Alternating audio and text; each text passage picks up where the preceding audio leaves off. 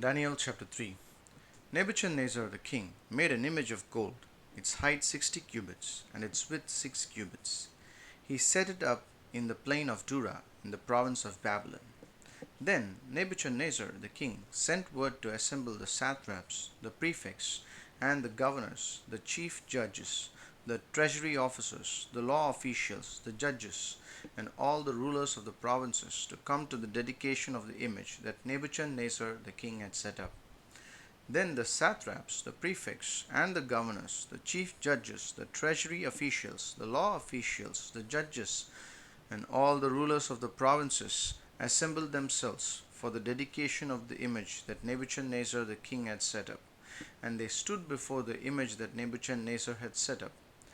Then a herald proclaimed loudly, "To you it is commanded, O peoples, nations, and languages, at the time that you hear the sound of the horn, flute, lyre, trigon, psaltery, bagpipe, and all kinds of music, you shall fall down and worship the golden image that Nebuchadnezzar the king had set up. And whoever does not fall down and worship shall be thrown into the midst of a blazing furnace of fire in that very hour." Therefore, at that time, when all the peoples heard the sound of the horn, flute, lyre, trigon, psaltery, bagpipe, and all kinds of music, all the peoples, nations, and languages fell down and worshipped the golden image that Nebuchadnezzar the king had set up. Because of this, at that time, certain Chaldeans drew near and accused the Jews. They responded and said to Nebuchadnezzar the king, "O king, live forever.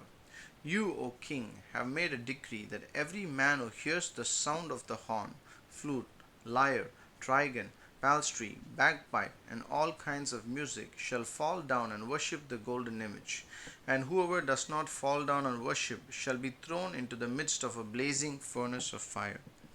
There are certain Jews whom you have appointed over the administration of the province of Babylon, Shadrach, Meshach, and Abednego. These men have not responded to you, O king. They do not serve your gods nor worship the golden image that you have set up." Then Nebuchadnezzar, in rage and fury, commanded men to bring Shadrach, Meshach, and Abednego. Then they brought these men before the king.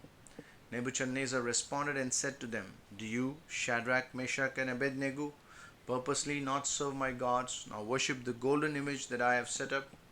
Now then, if at the time when you hear the sound of the horn, flute, lyre, trigon, psaltery, bagpipe, and all kinds of music, you are ready to fall down and worship the image that I have made, very well.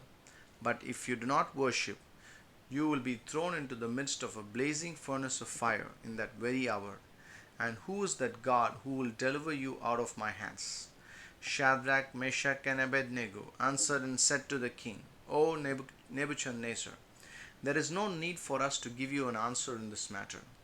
If it be so, our God whom we serve is able to deliver us from the blazing furnace of fire, and he will deliver us out of your hand, O king. But if he does not, let it be known to you, O king, that we will not serve your gods, nor worship the golden image that you have set up."